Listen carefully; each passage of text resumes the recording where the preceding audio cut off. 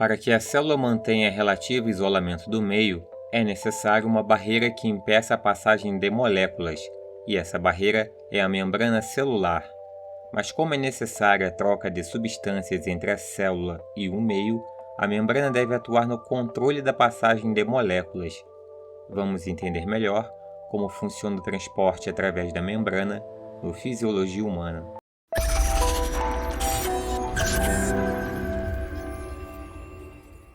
A principal função da membrana é delimitar o espaço celular e atuar como barreira. Porém, é necessário que as moléculas fluam para fora e para dentro da célula, e isso é realizado através da membrana celular. A membrana atua como uma barreira semipermeável, bloqueando parcialmente o trânsito de moléculas. Observe a estrutura.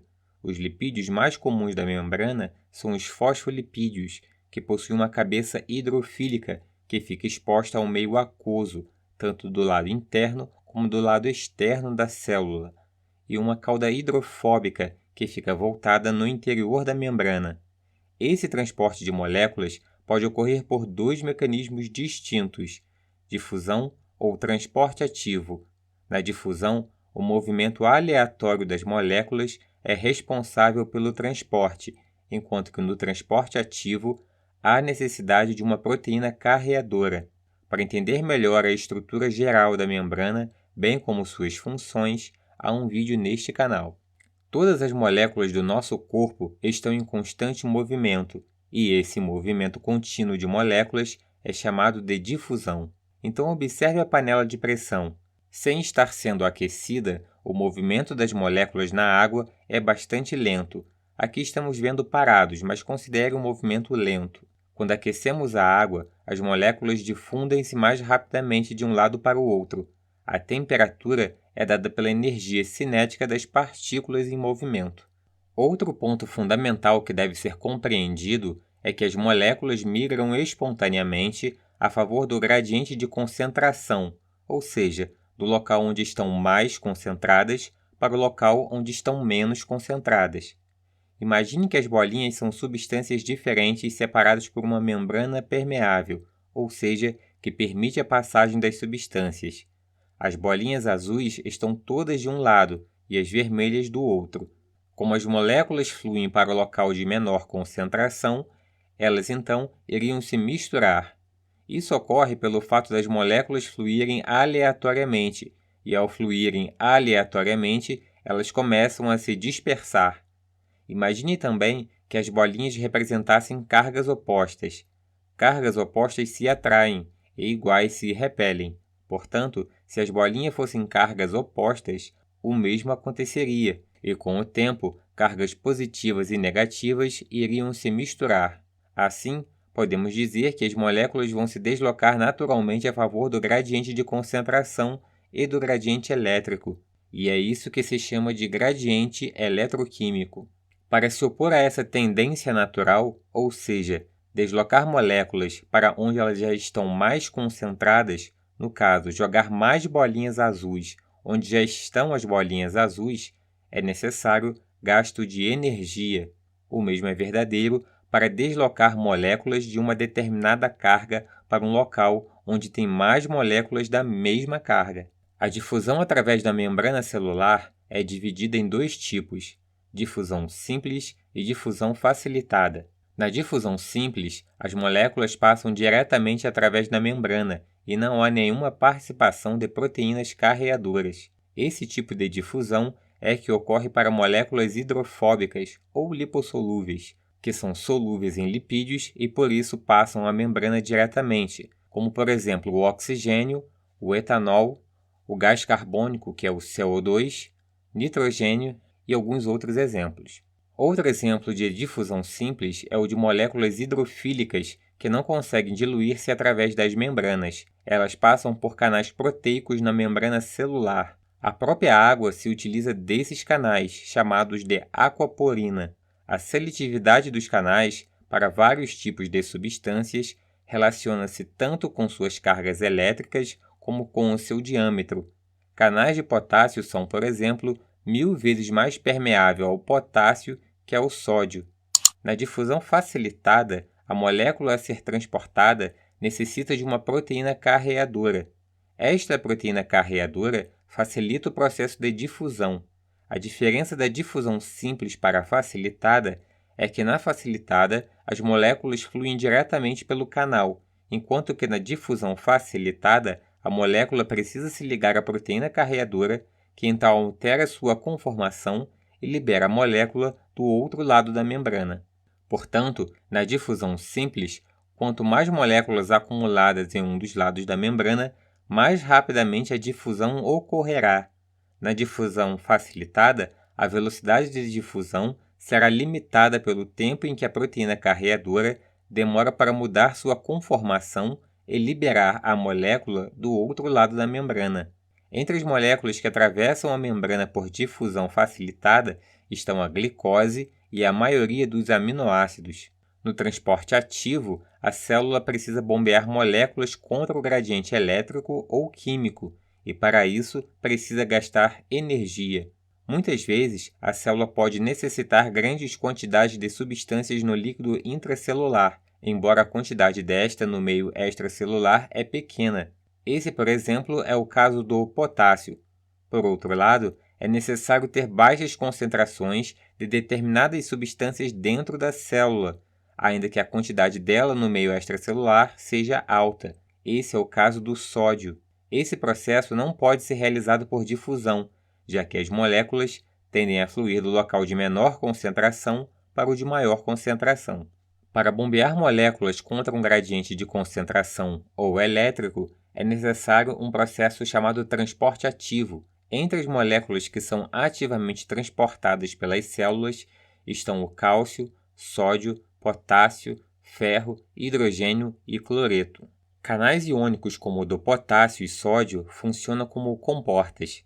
Os canais permanecem fechados, abrindo-se para a passagem dos íons. Esse sistema de comportas pode ser ativado de duas maneiras, por voltagem ou por controle químico. A abertura por voltagem depende do gradiente eletroquímico através da membrana. Por exemplo, um canal pode se abrir caso ocorra acúmulo de cargas positivas no interior da célula ou caso aumente as cargas negativas fora da célula. Os canais de sódio e potássio funcionam por voltagem. Já os canais por controle químico são aqueles que se abrem quando alguma molécula se liga a ele, alterando sua conformação e abrindo a comporta. O exemplo mais conhecido é o da acetilcolina, que ao se ligar ao receptor, promove a abertura do canal. A água é de longe a molécula mais transportada através da membrana celular. No entanto, a concentração de água no meio extra e intracelular dificilmente sofre alterações dramáticas, de forma que o movimento efetivo é zero. A quantidade que entra é a mesma que sai. No entanto, sob certas circunstâncias, pode ocorrer um movimento de água através da membrana, fazendo com que a célula se inche ou murche, dependendo para onde a célula fluir. Esse processo efetivo de transporte de água é chamado osmose. Imagine, por exemplo, esta célula na tela. A concentração de água no seu interior e no meio externo são as mesmas, e a água flui tanto de dentro como para fora da célula, mantendo a concentração nos meios intra- e extracelulares constante. Agora imagine que por algum motivo aumente muito a quantidade de água no meio externo da célula. Como a água flui por difusão e o equilíbrio sempre tende a ser naturalmente atingido, um grande influxo de água ocorrerá para dentro da célula, e a célula pode até mesmo estourar. Agora imagine, por exemplo, que por algum motivo a quantidade de sódio fora da célula aumente subitamente. A quantidade de sódio fora da célula é agora muito maior que dentro, e o sódio exerce uma pressão osmótica sobre a água, atraindo-a. Desta forma, a água de dentro da célula se difunde para fora para diluir o sódio para que este fique na mesma concentração do sódio intracelular. Neste caso, a célula perde água e murcha. Transporte ativo é aquele que envolve gasto de energia e se relaciona em transportar substâncias contra um gradiente eletroquímico. Ele é dividido em transporte ativo primário e transporte ativo secundário. Nos dois casos, há necessidade de proteínas carreadoras. O transporte ativo primário é aquele onde a fonte de energia são moléculas com ligação fosfato de alta energia, geralmente o ATP. Entre os exemplos desse tipo de transporte estão o sódio, potássio, cálcio, hidrogênio e cloreto. O exemplo mais estudado é a bomba de sódio e potássio. A bomba de sódio e potássio transporta 2 íons potássios para dentro da célula e 3 íons sódio para fora da célula, contra os seus respectivos gradientes de concentração. Perceba que essa bomba bombeia efetivamente uma carga positiva para o meio extracelular, já que tanto o sódio como o potássio possuem cargas positivas, por isso ela é dita eletrogênica, e isso é fundamental na produção do impulso nervoso. Dessa maneira, é possível perceber que o meio externo é positivamente carregado em relação ao meio intracelular. A bomba de sódio e potássio possui um domínio com atividade ATPásica, ou seja, de quebra de ATP, que gera ADP mais fosfato. Quando o sódio e o potássio estão ligados à proteína, este domínio é ativado e a ATP é quebrada, e a energia liberada é utilizada para bombear o sódio para fora e o potássio para dentro da célula. A bomba de sódio e potássio é fundamental no controle do volume celular. Isso ocorre porque dentro da célula há um grande volume de proteínas e outras moléculas que não podem sair da célula, e a maioria delas possui carga negativa, o que, por sua vez, causa atração de íons positivos. Todos esses íons causam osmose da água para o interior da célula, sendo, portanto, necessário expulsar íons, o que a bomba faz ao transportar 3 sódios para fora da célula. O transporte ativo secundário utiliza a energia do gradiente de concentração de um íon, geralmente o sódio, para transportar outras moléculas. Como vimos, a bomba de sódio e potássio gasta energia para bombear sódio contra o gradiente de concentração. Grande parte dessa energia é liberada quando o sódio migra a favor do seu gradiente de concentração, de volta para dentro da célula. Essa energia é utilizada para transportar outras moléculas conjuntamente com o sódio para dentro da célula, o que é chamado de cotransporte, ou para transportar substâncias para fora da célula, conforme o sódio entra na célula, o que é chamado de contratransporte. Um exemplo de cotransporte é o da glicose e muitos aminoácidos. O transporte ocorre quando ambas as moléculas estão ligadas ao transportador que sofre a mudança conformacional, levando ambos para dentro da célula. O contratransporte é o mecanismo utilizado para bombear cálcio e hidrogênio para fora da célula.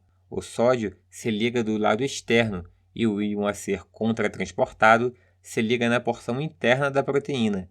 No momento que o sódio entra na célula, os outros íons saem.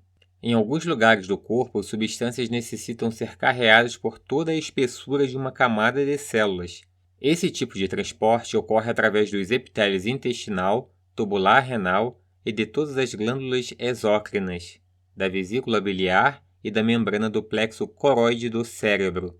O processo envolve difusão de um dos lados da célula, simples ou facilitada, e transporte ativo do outro lado.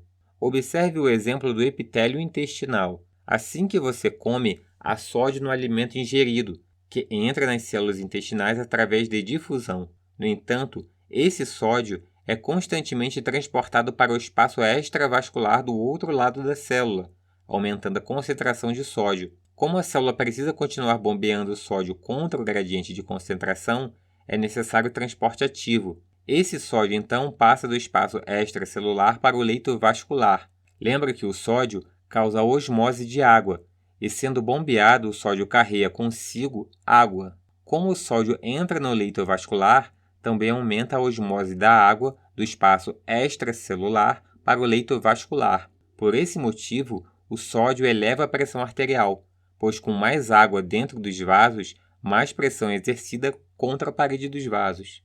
Se gostou do vídeo, não se esqueça de deixar o seu like e se inscrever no canal. Obrigado por assistir o vídeo e até a próxima.